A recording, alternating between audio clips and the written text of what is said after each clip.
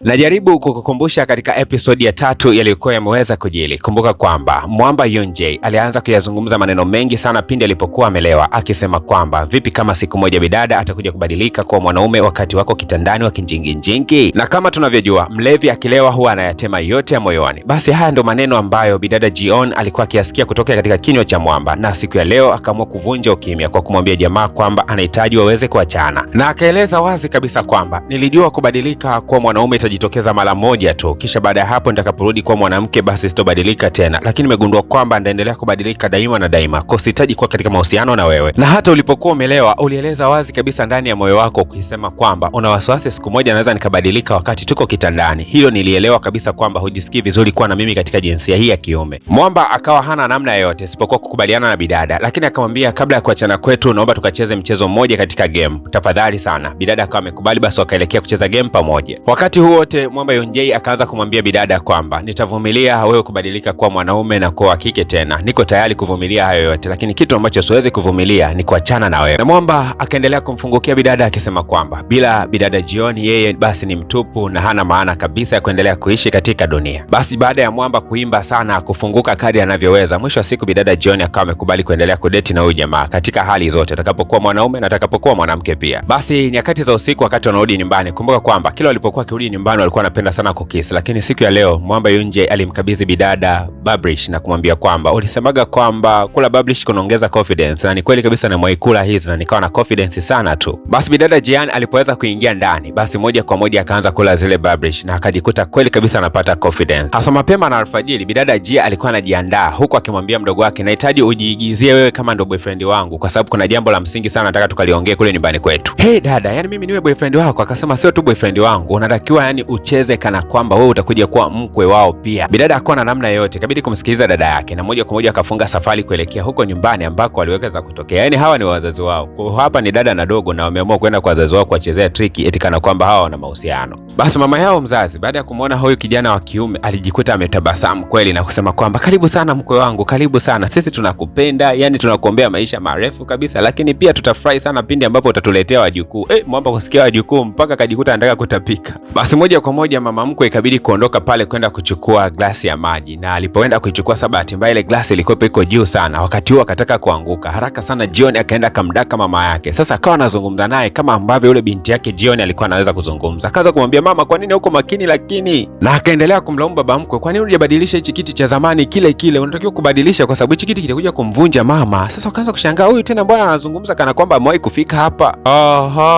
Hapa wakawa wameshtuka kwamba bidada Jion amebadilika na kuwa wa kiume. Moja kwa moja wakamkalisha kikao na kumwambia kuwa una hofu sana kutushirikisha kwamba umbadilika kuwa wa kiume, tuambie tu wala usiwe na hofu. Lakini nyakati za usiku sana baba akawa ameambatana na yule binti yake wa kwanza anayefahamika kama Jia, akimwambia kwamba asante kwa sababu siku ya leo umeniletea boyfriend fake, lakini siku moja natumai utaniletea boyfriend wa kweli. Natamani sana siku moja niwe na mkwe. Sasa walipofika nyumbani bidada Jion akawa anampigia Mwamba Yunjay, na Yunjay akasema kwamba niko shuleni huko najiandaa kwa ajili ya mtihani ambao unakuja mbele yetu. Bidada akawa anatamani naye angekuepo katika maeneo hayo ya shule, anahisi kwamba huenda jamaa atakuwa amemetana na bidada hivi. Mwamba Yunjay akamtoa hofu bidada na kumwambia kwamba pindi ninapokuwa nimechoka kutoka kwenye kujisomea huwa natoka nje na kutazama anga na kufikiria wewe tu, yani kila ninapokaa kimya basi nakuwa nakufikiria peke yako. Bidada Jion akasikia raha sana kuyasikia yale maneno, lakini kwa bahati iliyo mbaya bidada amenjuu kama kawaida, jamani njoo bana kipindi kinaendelea huku. Basi bidada hii kitu ilimchoma sana ndani ya mtima wake. Hasa bana siku ya leo Mwamba Yunjay alikuwa amepanga kwenda kumtembelea bidada akiwa na rafiki yake ambaye anafahamika kama Meniang. Sasa akamwambia bidada atoe kila kitu ambacho kinaonyesha kwamba yeye ni wa kike ili abakize vitu vyote vinavyoonyesha kwamba yeye ni wa kiume, ili asije akashtukiwa kwa kwamba yeye anabadilikaga kwa wa kiume na wa kike. Kweli kabisa bidada alipambana kusafisha mazingira na kubadilisha kila kitu pale, lakini kwa dakika kadhaa mbele akaonekana Mwamba Yunjay akiwa ameambatana na Mwamba Meniang, wametembelea bidada hapa. Hasa Meniang huyu ana genetics fulani za ajabu,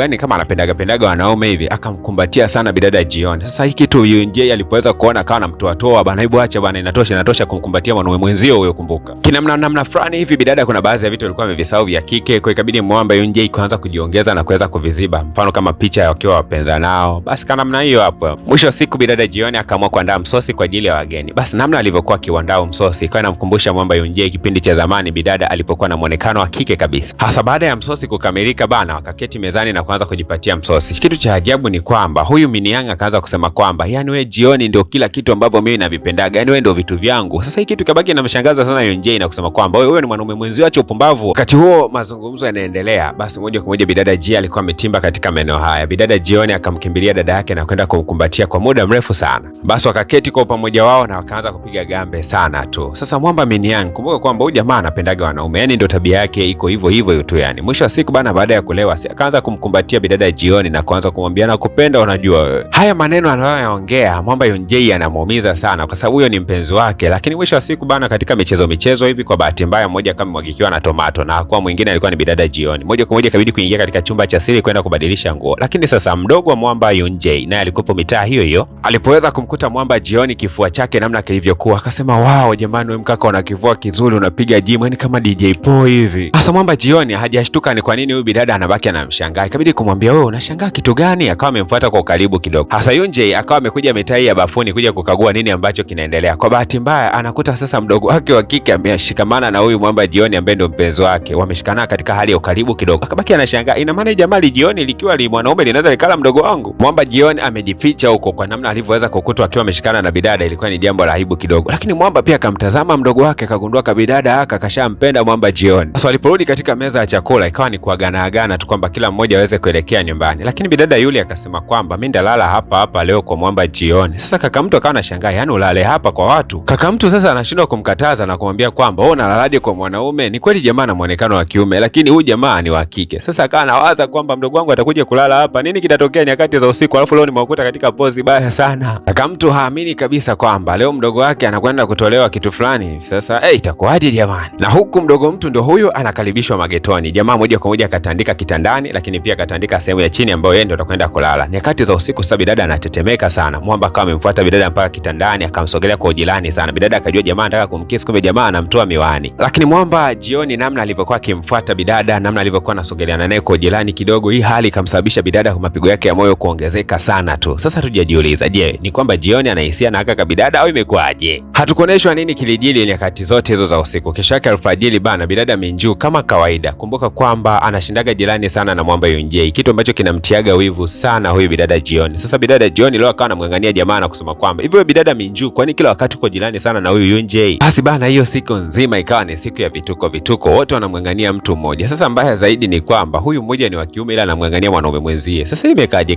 Bidada mpaka mwenyewe akawa anashangaa, jamaa vipi mbona utafikiri inashindana na mimi kuwa jirani na huyu Yunjei? Lakini Mwamba Yunjei akitazama vituko vyote ambavyo vilikuwa vinaendelea wakati huu, akawa anamkumbuka mpenzi wake kipindi hicho ana sura ya kike. Akatamani hata kuweza kumkisi, lakini akashtuka kwamba kumbe jamaa ana sura ya kiume sasa hivi. Na hata zilipoweza kufika nyakati za jioni, Mwamba Yunjei alimfuata dada yake na bidada Jioni, kisha akawa anamwambia kwamba ni matatizo yapi ambayo bidada Jioni anayapitia sana pindi alipokuwa amebadilika kuwa wa kiume, wewe ndio unaishi naye pale nyumbani. Lakini bidada akasema kwamba kutoka siku alipobadilika kuwa wa kiume, basi ulimwengu wake wa maisha umbadilika juu chini juu. Anateseka sana mdogo wangu Jioni. Kuna wakati anapangaga nguo za kike, namkumbusha kwamba yeye ni wa kiume, anajisaugi sana, lakini Mungu mwema atakuja kumbadilisha one day. Lakini mdogo mtu bana, mambo bado yanaendelea vile vile, ni msumbufu sana. Anataka tu kuweza kukutana na Mwamba Jioni kwa sababu ametokea kumpenda. Tena anamwambia kaka yake Yunjei kwamba mimi bila wewe jamaa siwezi nikaishi, unajua. Basi kaka mtu ikabidi kumfuata bidada Jioni na kumwambia kwamba unatakiwa kuigiza kama mwanaume kweli kweli na uwe mkali, wakati mwingine uwe na lugha ngumu. Nataka nikufundishe baadhi ya vitu. Yaani kuna maneno wage unayatoa ambayo yatamkatisha bidada tamaa. Kwa hiyo bidada Jioni akakaribishwa ndani ya nyumba ya kina Mwamba Yunjei, na hapa alikuja kama mwalimu wa tuisheni ambaye atakuwa anamfundisha mdogo wake na Mwamba Yunjei masomo mbalimbali. Lakini kumbe mdogo wa Mwamba Yunjei lengo lake ni moja tu, anataka huyu awe kama mwalimu wake wa tuisheni ili aweze kumtongoza. Basi wazazi ikabidi kuanza kuuliza maswali mawili matatu. Sasa mbona wewe mwalimu ni kijana mdogo jamani, afu unaenda kumfundisha binti yetu mdogo? Hapana, mimi bana naonekana mdogo lakini na miaka 33 hapa. Nina degree ya ualimu, niko vizuri kiufupi. Mwamba Yunjei akamtoa pale bidada Jioni na kuanza kumwambia kwamba unajieleza mambo mengi sana, alafu unachapia maeneo mengine, unaongea vitu ambavyo ni pumba wakati mwingine, unajua bana. Lakini wakati huo bidada Jioni akapokea simu kutokea kwa bidada mmoja anayefahamika kama Yuli, akisema kwamba rafiki yangu nina matatizo, unafahamu. Sasa kabidi haraka sana wafanye hiyo trip kuelekea huko kwenye matatizo. Anakuta bidada Yuli anakunywa pombe, amelewa. Anasema kuwa leo nilikuwa natafuta mchumba, kwa bahati mbaya kuna mtu akaniunganisha na mchumba, nimeenda kukutana na huyo mchumba, kumbe ni mbabu. Alafu ukiachana na ubabu, kumbe bana alivaa wigi, ana kipara hicho. Alafu mimi sio mara ya kwanza, kila wakati naletewaga watu wa ajabu sana anapotaka kudeti. Sasa mimi nimeanza kumpenda huyu Jioni, nataka huyu Jioni, mimi ndo nayemtaka.